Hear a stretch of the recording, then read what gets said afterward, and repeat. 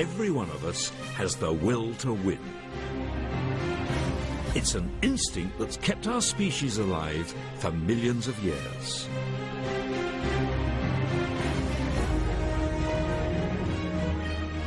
Why does coming out on top feel so great? And why does losing feel so bad?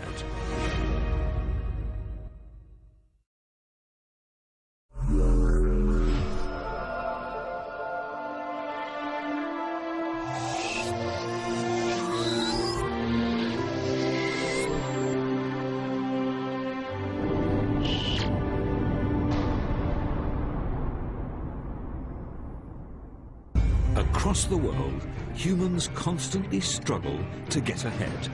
The desire for success is deeply ingrained in us all. Our drive to share in victory and avoid defeat is one of the most extraordinary aspects of modern humans. But it's an instinct that emerged in a very different place and time.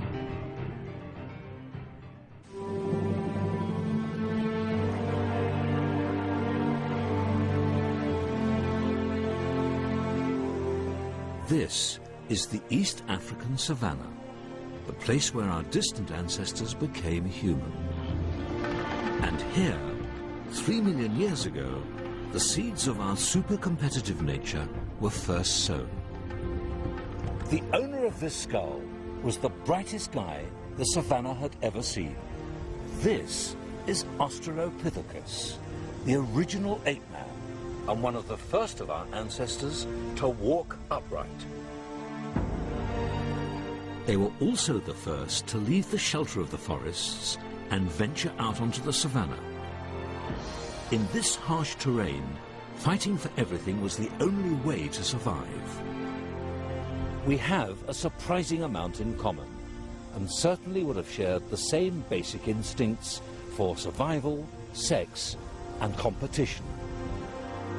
They stood at a little under 1.5 meters tall and roamed these vast open plains in small groups. This would have been a very dangerous world. Their competitive instincts had to develop if they were to survive. 3 million years later, these instincts to compete still exist in us all.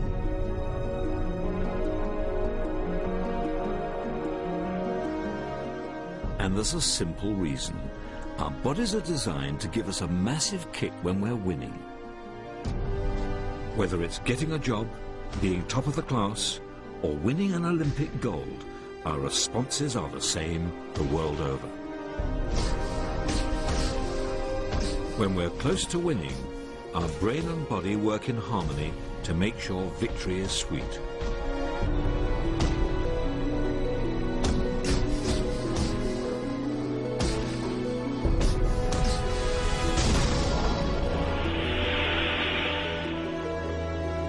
As soon as we realize the win is within our grasp, our focus gets sharper, our reflexes faster. We feel unbeatable. We're experiencing the first moments of victory.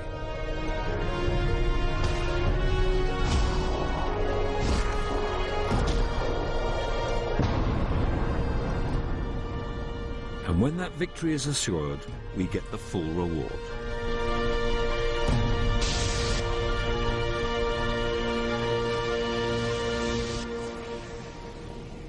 The chemical dopamine stimulates the pleasure center of our brain, creating a profound sense of well-being.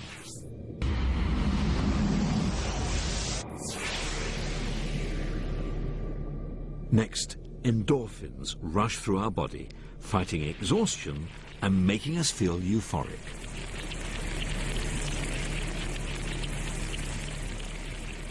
This is the body's natural high. Endorphins do one more remarkable thing. Even if the boxer has broken a rib, he'll barely feel a thing. Because endorphins block pain by stopping the sensation reaching our spinal cord and brain. But that's not all. there's more to winning than just the buzz. Adrenaline from the adrenal gland near the kidneys and testosterone flood through our bloodstream.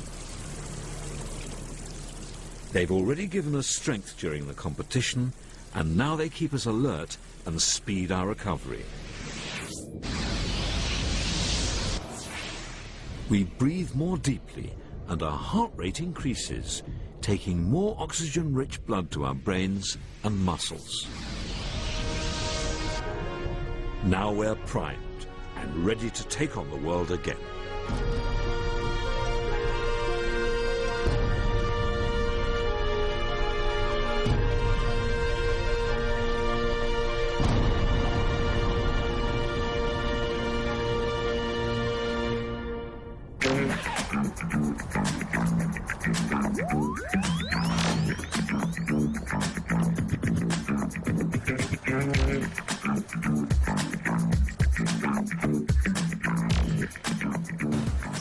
So we've all been designed to make winning feel great.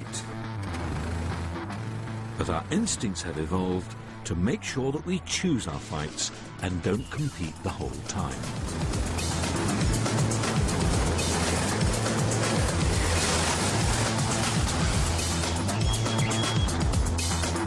We all like to win, but continually competing can be exhausting. It takes a lot of effort, a good deal of time, and risk. For our distant, ancient ancestors, losing a battle could be fatal.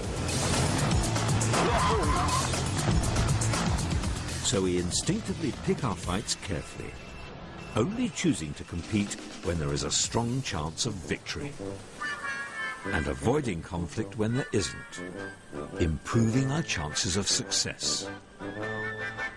When we see a rival, we make a judgment about their potential. If they seem stronger, bigger, or faster, we tend to move aside and don't try to compete with them.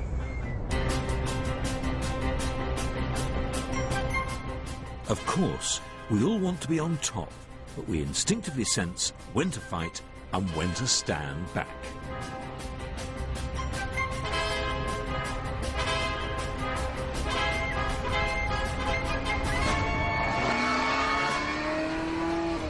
If you think about the times when you feel most competitive, it's usually with the people you feel who are on the same level as yourself, like your colleagues, your neighbours, or your friends. It's a behaviour that evolved so our ancestors would avoid unnecessary conflict. But to do this, they needed a way to display their status, and modern humans still use the same signals. Those signals appear in our faces.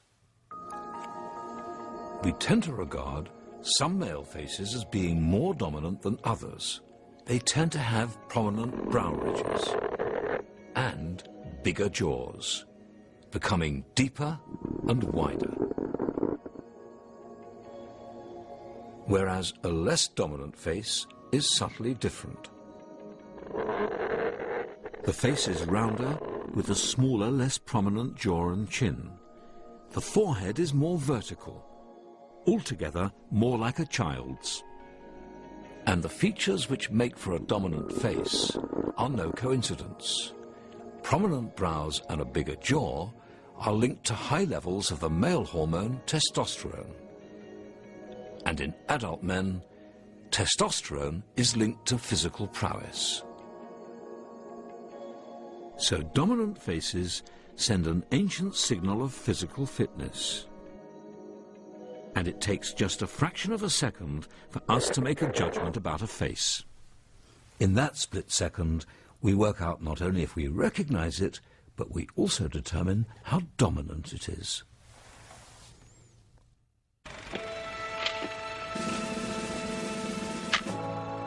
So can a winning face make a difference? Researchers studied cadets from the class of 1950 at the elite American Military Academy, West Point.